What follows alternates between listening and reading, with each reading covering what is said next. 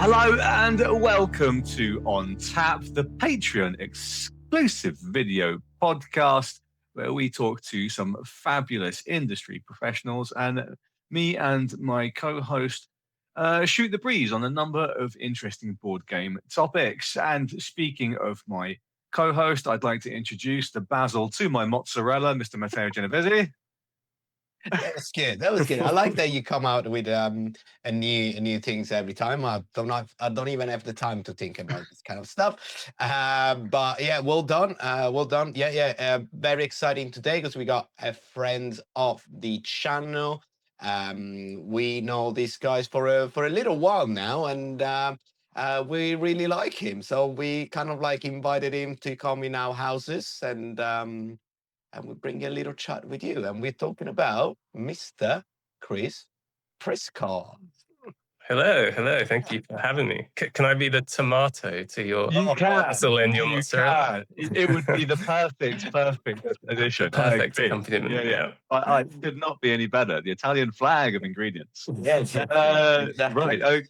So, Chris, let's not talk about flags these days. Let's not talk about flags. Touchy subjects for everybody involved. Let's talk instead about Chris. Introduce yourself if you don't mind. What have you worked on, and what are you working on? Yep. So I'm Chris. I run the publishing company Unfringed in the UK. Originally set up to publish my first game, Zuuli, which went on to become Moving Wild, published by Oink Games. I did Molehill Meadows last year, which is a nice little flip and write. And then, this year, coming very soon, Fetch and Feathers and a smaller abstract game called Dot as well. There we go. Matt's modelling the game right there. We are lucky to have one of very few preview copies, which is very happy about, which is super nice. We have a video on that, which is probably going to be up now, which you can see. And you can follow the link, which I'll probably put in the corner right there.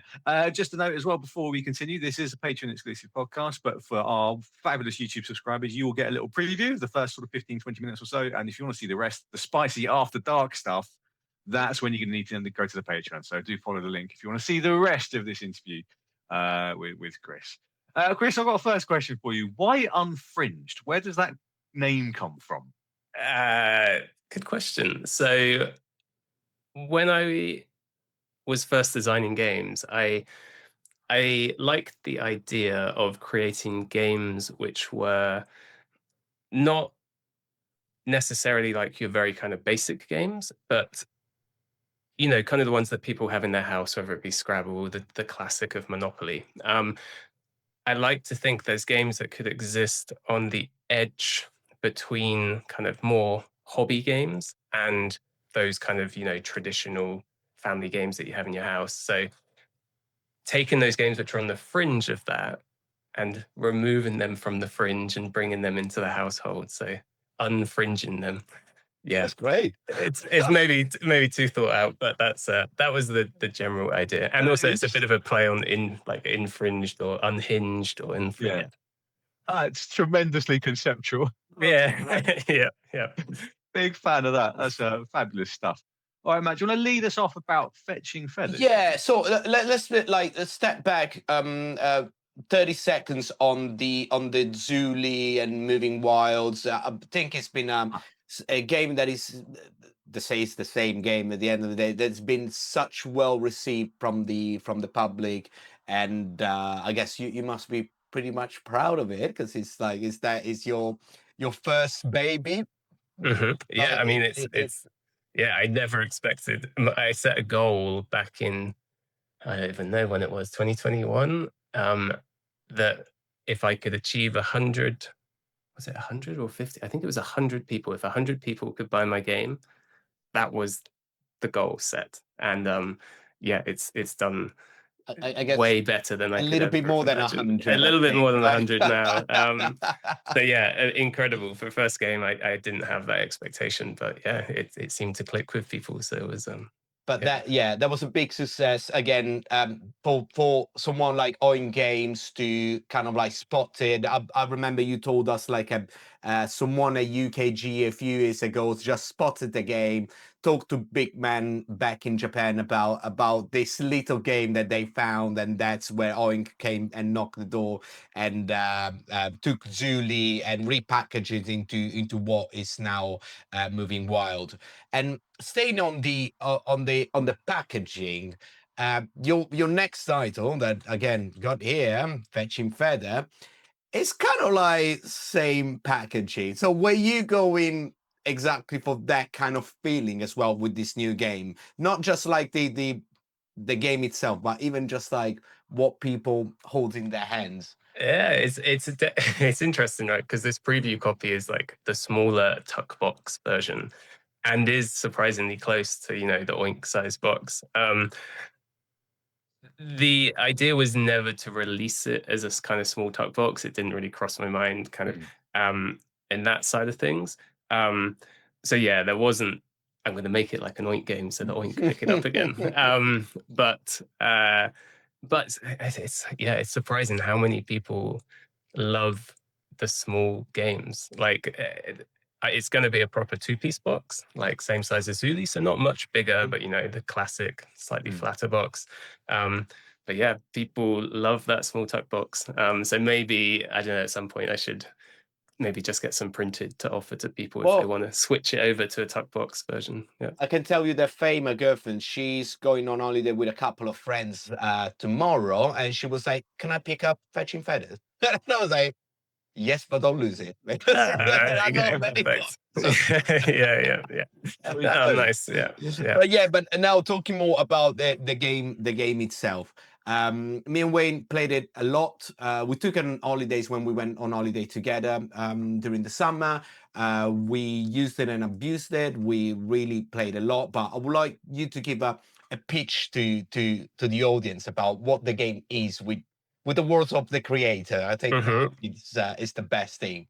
Yeah. So the tagline for the game is attract fancy flocks to seasonal sanctuaries. So that gives away kind of a couple of the parts of the game. One, you have these rather fancy looking birds in jazzy hats and all kinds of hats to match their personalities, match the countries that they come from. And then the seasonal sanctuary part. So at its core, it's a drafting game where you're trying to attract birds to locations that you have. But just like in real life, as the seasons change, birds typically migrate to other locations. And in Fetching Feathers, they do that because of food. So certain locations have food in some seasons, but then when the season changes and you rotate all of your cards, there may no longer be the food that they require. So you have to kind of shift stuff about. And then to add an extra little puzzle, there are a lot of little combos you can have. So woodpeckers like to be kept with kingfishers, and they will score extra points. Owls like to be on their own, but maybe in some seasons they actually don't mind being with each other. So yeah, you're kind of juggling all of these things as the seasons change. And that's the kind of general premise of the game. Fantastic. It looks like such a quirky and unique thing with the jazzy hats, and we've seen you at conventions with a table full of unusual hats as well. Where did that idea come from, sort of artistically? When did you go, that's the hook, I'm going to put hats on the birds? It was whilst trying to find an artist. So obviously the biggest bird game is Wingspan, right? So Wingspan has beautiful artwork. And there was a tendency for me to go, I could just do a similar style to Wingspan. It's clearly worked well. But especially as an indie publisher, you need to try and stand out a little bit. And I can't remember what I had seen. I think there was a bit of a craze maybe at Essen last year of this kind of anthropomorphic trend of like animals kind of dressed up. And I didn't want to go so far. I didn't want to, have them too human-like, but I had the idea of hats. And it kind of sparked from there. And basically worked with the artist to say, hey, I want this bird. It should be quite realistic looking in a kind of cartoon style, but still realistically drawn. Except, can you add this hat and can you give them this personality? So they managed to, I mean, I was blown away by the results. I first got the vulture back and I was like, yep, That's great. you're the one. Yeah, that's Nailed great. it. Nailed it. Yeah, please do these 11 more for me. So yeah, I think it's awesome. I absolutely am in love with the artwork. Yeah, I think the other day we were like literally like going bird by bird. We'd be like, "What do you think this looks like?" There's like, "Oh, this is like Kate Reach. This is like they were like each one were like, "Oh, this reminds me of this. This it's very cool. The art is definitely it is going to be definitely a hook for the people, for the probably the larger audiences, because it's eye catching. Even just looking at it is like, what is that? It looks pretty cool. But then when people sit down and start playing the game, we had moments where we will explain the game to people and they were like, so how the idea of the mechanics, having these again, it's a drafting games with this kind of tableau building that, as you say, that twist every round because the birds will migrate somewhere. How the idea behind that came from? So I really liked. I mean, the whole idea stemmed originally. I wanted to do an expansion for Zuuli or Moving Wild. So I wanted to. I tried to put birds into Zuuli, and I was like, well, I mean, birds in enclosures or in national parks don't really make sense because they kind of can just leave the enclosure. So it doesn't really work. And then I think it was one of the old Settlers games. Is it Settlers or one of these kind of strategy games where when you play it, something happens in the daytime, but then when the nighttime comes, there's a bunch of new mechanics because it's nighttime. And I really like that idea of this kind of change in system which swapped between one or the other. I think one of the Pokemon games does it too. And so from that, there was always an idea for Zuuli of doing day or night in Zuuli. And then I thought, oh, maybe I could do that for birds. But a much more appropriate thing for birds turned out to be migration. So yeah, as the seasons change, I mean, yeah, I'm making it a bit simpler than in real life, but 2 seasons as they change, the birds migrate. So yeah, so that was the kind of the core idea. And then that took more and more steps away from Zuuli, and I was able to go, okay, what cool mechanics could there be that work for birds? And how could this work together, but still keep that general core idea that made games like Zuuli so popular as well? So I think, yeah, as you probably, when you played it as well, realized like it obviously has that essence of Zuuli, but with a whole new number of mechanics, a whole new different ways to play, new strategies, and all of this kind of stuff. Yeah, it's definitely got your design fingerprints on it. And Matt and I love drafting games anyway, because with drafting comes an inbuilt sense of unease, which I really enjoy in games. Which is that sort of anxiety of what do I take and then what do I give everyone. Whereas I love it. It's an inbuilt thing, tension, which is really, really nice. Yeah. During the development of the game, you go through playtesting process, etc. Was there any specific pieces of feedback that made you rethink the game design, or did you always have one specific vision? Yeah, so one very specific one I can think of actually, which was for quite a while, the version that I had migratory birds and non-migratory birds. So non-migratory bird, when you played it, it was locked to that location. And it was quite nice. Like I liked the idea because, it adds this extra level and you can balance quite nicely and give them more points knowing that, they can't be moved so easily. But when playtesting with a friend, he suggested like you should try a version without it because one, you remove that slight rules overhead, and two, there was kind of a bit of some difficulties to know whether you had drafted a bird that round or whether it was from a previous round. So obviously, if you drafted that round, you hadn't yet placed it, and keeping track of that became a bit of a difficulty. So scrapped it, and I didn't think it would work. I was like, okay, I'll try it because, you know, you should always do these kind of local searches of different tweaks and stuff. And instantly, first game, I was like, oh yeah, you know, this is a better game. This is a better game. Straight away.